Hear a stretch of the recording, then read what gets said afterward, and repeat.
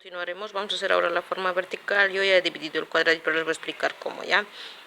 Entonces, para el vertical tenemos 3, 1, 2, 3, y para el horizontal también tenemos 3, ¿ya? Entonces, se supone que o dibujan un cuadrado o un rectángulo, la división tiene que ser la misma, ¿ya?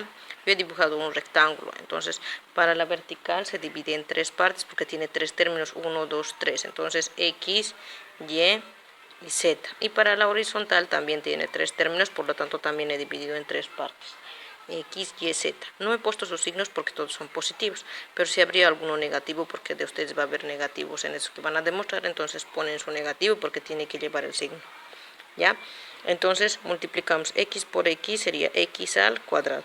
Para el siguiente, ven como estoy haciendo en L inversa, ya X por Y sería XY.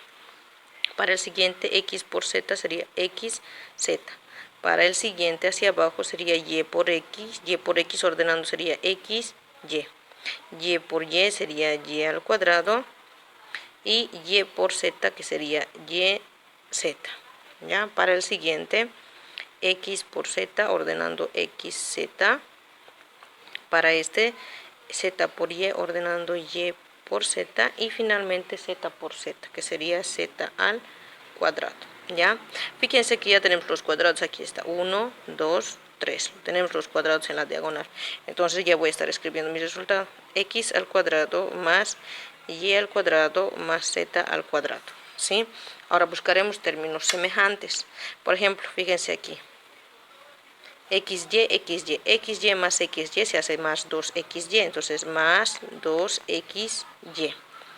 Para el siguiente término semejante, XZ, o también estos dos, cualquiera de ustedes, la orden depende de ustedes, no es con este, solamente es este y este, ¿listo? Entonces son términos semejantes, XZ más XZ sería más 2XZ.